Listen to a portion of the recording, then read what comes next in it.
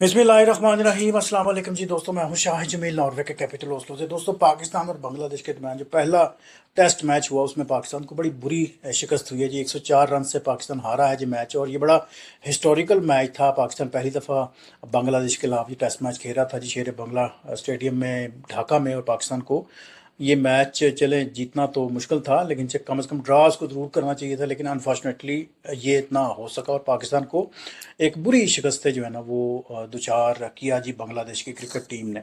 और ये मैं आपको बताऊं कि टोटली अगर देखा जाए तो चौथे दिन का जो मैच था, चौथे दिन के तक जो सिचुएशन थी वहाँ से बात शुरू करते हैं कि जनाब बारिश ने घर कर लिया था पूरे स्टेडियम में। और मुझे नहीं लगता था, बल्कि आप सबको पता है कि ये 80-90% ये मैच जो है ना ड्रा की ही पोजीशन पे जा रहा था। मेरी एक प्रोडिक्शन थी, मुझे लग रहा था कि क्योंकि 10-12% 20% जो है ना वो पाकिस्तान या बांग्लादेश जो मैच जीतने की पोजीशन में थे, लेकिन मोस्ट ऑफ ऑल जो है ना ये ड्रा ही होना था। लेकिन मैंने एक ख्वाहिश का इजहार किया, मुझे लगता था कि अगर कोई 250-300 बांग्लादेश फटाफट अपने स्कोर करके पाकिस्तान को बैट दे दे तो क्या ख्याल है कि ये पाकिस्तान ये कर पाएगा कि नहीं कर पाएगा।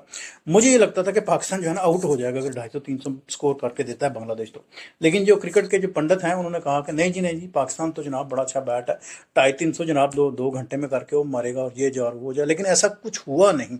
तो ये पूरा जो है ना वो सामने रखते हैं जी, पोस्टमार्टम करते हैं इस पूरी शिकस्त का।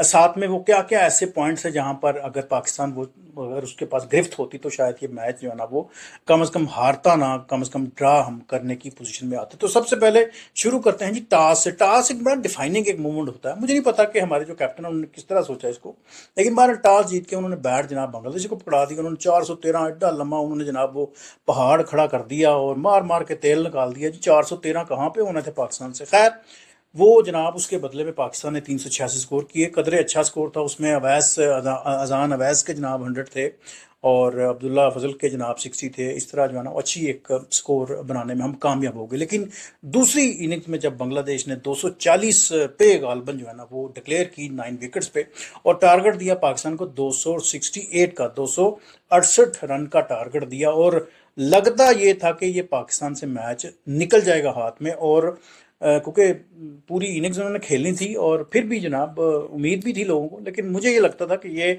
नहीं कर पाएंगे। लेकिन बहरहाल जो हमारे जो क्रिकेट के जो पंडित थे वो यही कहते थे जी कि हम जी इसको 2 घंटे में जनाब करके ये जा और वो जा।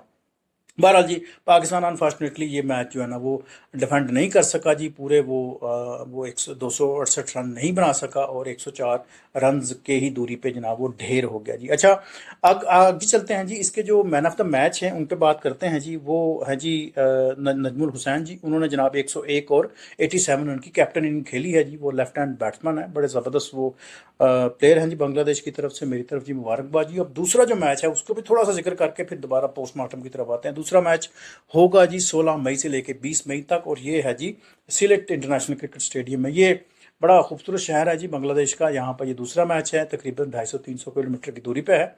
और बड़ी इसकी तारीखी और मजहबी अहमियत है इसकी, इस पर फिर कभी बात करेंगे।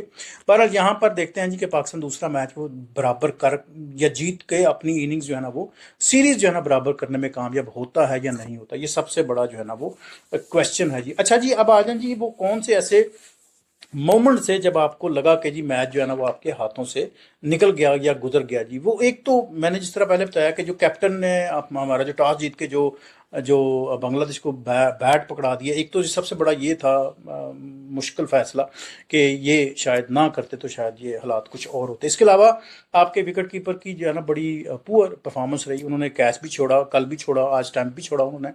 इसके अलावा सलमान अगली आगा से भी किसी ने पूछा कि वो कहता 270 तो जनाब हम यूं करके कर लेंगे।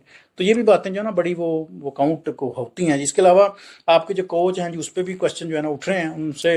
आपने सीधे ही जनाब उनको टेस्ट मैच की कोच आपने बना दिया जी। उनको थोड़ा ट्रेंड करते, थोड़ा सा पहले उनको 2-4 साल जो है ना वो किसी दूसरे फॉर्मेट में लेके आते, फिर कहीं पे जाके आप उनको रखते। शायद ये भी एक वजह हो सकती है। इसके अलावा जनाब जो जो ट्रैक हमने जनाब उनके लिए बिछाया था, हम खुद उसमें फंस गए। रिजवान की विकेट कीपिंग भी बड़ी पुअर थी, उसकी भी एक वजह थी। इसके अलावा बैटिंग का तो मैं आपके इस पे तो जिक्र नहीं कर सकते, बैटिंग की भी उनकी जो है ना वो काफ़ी क्वेश्चंस हैं जी। और टॉप ऑर्डर भी आपका नाकाम रहा, और आपका जो है मिडल ऑर्डर भी जो है ना वो बुरी तरह नाकाम रहा जी। इसके अलावा जी बांग्लादेश की बड़ी मजबूत परफॉर्मेंस जी, 413 का पहाड़ उन्होंने खड़ा किया। उसके अलावा बड़ी ज़बरदस्त उनकी जनाब बॉलिंग और स्पिनिंग उनकी बड़ी अच्छी थी, और अहम मौके पर पाकिस्तान जो है ना वो विकेट नहीं ले सका, ये भी एक वजह है जी। इसके अलावा पाकिस्तान जो है ना उनका मिडिल ऑर्डर जो है ना वो तोड़ नहीं सका, आपको बड़ी लंबी जो है ना वो पार्टनरशिप जो है ना वो उनकी बन नहीं सकी। तो क्रिटिकल सिचुएशन थी जहाँ पे पाकिस्तान को चांस लेना चाहिए था। इसके अलावा स्पिन्स के खिलाफ जो है ना पाकिस्तान अच्छा नहीं खेल सका, स्पेशली आखिरी इनिंग में तो बिल्कुल जनाब इन्होंने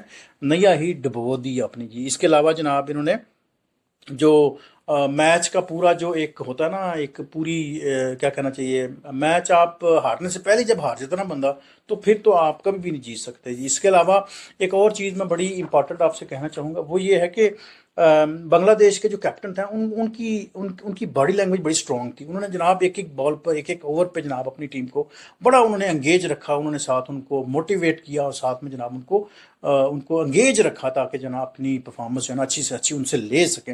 लेकिन अनफॉर्चुनेटली हम जो है ना वो को हाथ रखा वहाँ पर रिजल्ट नहीं दे सके जी। चांद एक अच्छी चीज़ भी हुई हैं यहाँ पर, लेकिन जब आप मैच हार जाते हैं तो फिर आपकी अच्छी चीज़ें किसी काम नहीं आती जी। वो चाहे आपने डबल सेंचुरी भी उसमें बनाई हो, लेकिन वो फ़ायदा नहीं दे पाती उस तरह का जिस तरह हमें चाहिए कि अगर आप मैच जीतें तो वो आपकी 50 बड़ी काम आती है। लेकिन बहरहाल जी उनका जिक्र करना ज़रूरी है कि अब्दुल्ला फजल जी पाकिस्तान के छठे ऐसे बैट्समैन हैं जिन्होंने दोनों फॉर्मेट में, दोनों फर्स्ट सेकंड इनिंग में उन्होंने 50 स्कोर किया है जी। इसके अलावा जो नए जो खिलाड़ी हैं उनकी बात करें, इसके अलावा जी अजान अवैस उन्होंने डेब्यू 100 किया जी। नुमान अली के 100 विकेट्स हैं, लेकिन अनफॉर्चुनेटली वो किसी खाते में नहीं आए, किसी काम नहीं आए उनके, क्योंकि ज़ाहिर है उन्होंने तो अच्छी बॉल फेंकी, अच्छे विकेट भी लिए, लेकिन अनफॉर्चुनेटली पूरी हमारी जो है ना वो लाइन ख़राब हो गई, उसके बाद हम उठ नहीं सके जी। और मैं जो है ना वो तीन बंदों को इसमें शरीक करता हूँ जिस हार में। एक तो सऊद शकील हैं जी, और इसके अलावा शान मसूद और रिजवान, इन तीनों के इर्द गिर्द इस जो शिकस्त के जो साए हैं ना वो मंडला रहे हैं जी।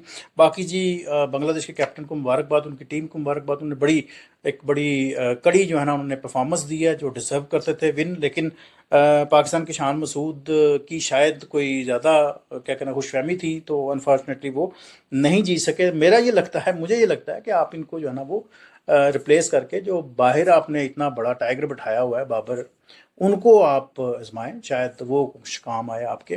बाकी ये है ओवरऑल ये एक बुरी शिकस्त थी, लेकिन कोई ऐसी बात नहीं, गेमों में शिकस्त हो जाती है। और दूसरा मैच अगर आप जीतते हैं सेलेट क्रिकेट स्टेडियम में तो आप बराबर करने की पोजीशन में आ जाएंगे। लेकिन अनफॉर्चुनेटली ये जो हिस्टोरिकल मैच था ये आपके हाथों से निकल गया जी, और एक बुरी शिकस्त से आपने जनाब आगाज़ किया जी इस सीरीज़ का। और दैट्स स्टोरी जी, मुझे इजाज़त दीजिएगा। आप भी अपना जनाब ज़रूर इसमें रिव्यू रखिएगा कि आपको पाकिस्तान का ये जो 4-5 दिन की जो परफॉर्मेंस थी वो कैसी लगी जी। Thank you.